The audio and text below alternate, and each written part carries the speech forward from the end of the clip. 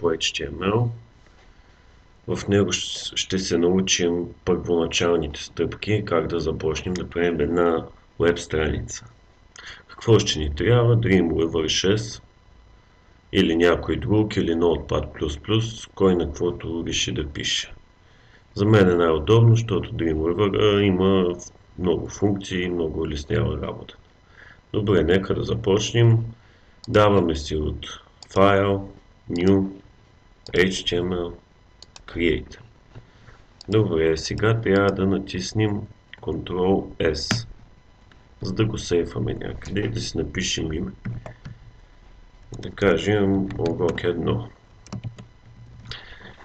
И ако не сте през Dreamweaver, защото тук само се генерира какъв тип да го запише. Ако не сте през Dreamweaver, вие трябва да напишете това втория. .html. И давате Save. Добре, сега какво имаме? Малко да обясним тук как работят нещата. Първото doctype HTML е, че ще работи на HTML5. Това ни е главният таг. Без него няма как да работим. В header по принцип пишем всякакви JavaScript може да пишем или стайли и така. MetaChar set UTF-8. Това означава, че ще може да пишем на кирилица и да не излиза на маймуница. В тайтъла, като напишем, после ще ви покажа, тайтъла по принцип, като стартирате страницата, знаете как. То дайте направо да го стартираме. Ето тук за тайтъл, ако напиша нещо друго, това ще се промени. Ето да кажем Home.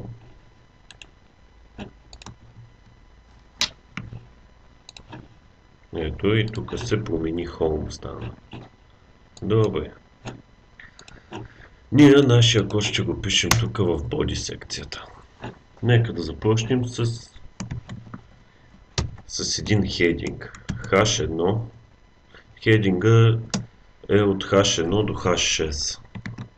H1 е най-голямо да бъде. Нека да напишем Hello H1 е това.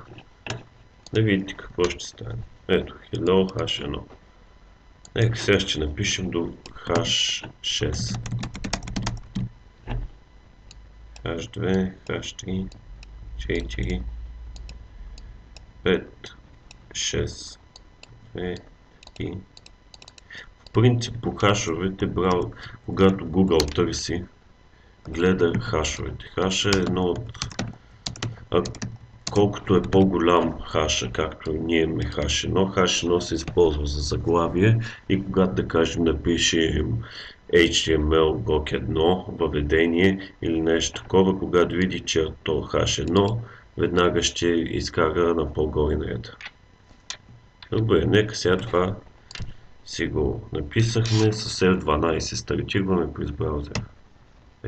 Ето, H1, H2, H3 и така нататък. Добре, следващия таг, който ще ви покажа, това е параграф. Параграф е по принцип да пишем някакви статии. Параграф, new параграф. Вътре ще има. Ето, new параграф излезна. Следващия таг, който ще се запознаем, това са снимките. За снимка използваме img. За да ни визуализира някаква снимка, ни трябва href. Това ни е хипервръзката. Да кажем, нека си свалим някаква снимка от Google. Айде, ще свалим Google. Може по два начина да слагате хреви. Направо линк, този линк да сложите, или ако го имате някъде на компютъра и да покажете пътя.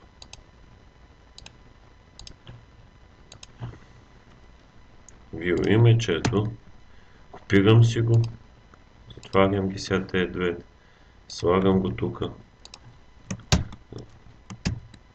и затварям. За Alt Alt означава, че когато натиснем на снимката, ще ни изпише името на нея. Нейното име, да кажем Google. Нека да видим какво става. Google, но забравих да напиша width 200. Това ни е размера. Какъв ще ни бъде? 200. Сега нека да видим. Но тази снимка нещо не ще да я вземе. Добре, ще пробваме с друга.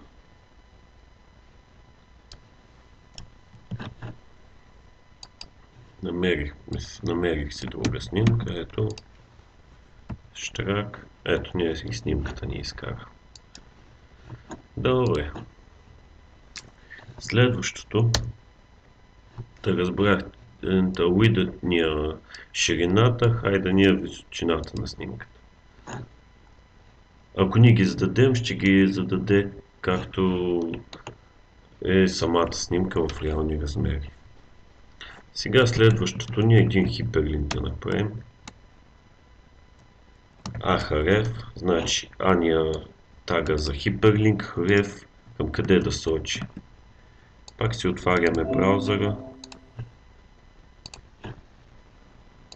и да кажем копираме Google.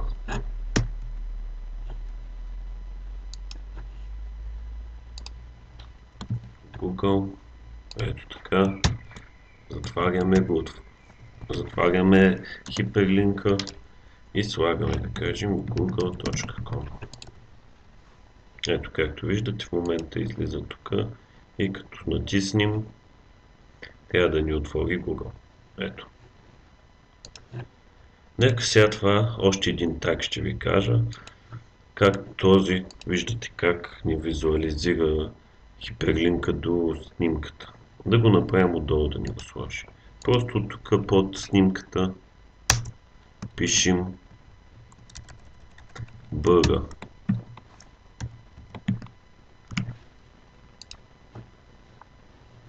И ето нещо ми е бавен компютъра. Не компютъра ми, интернета и ще да ми много бавно ми зареждат снимките. Ето и ни изписа на долния ред Google.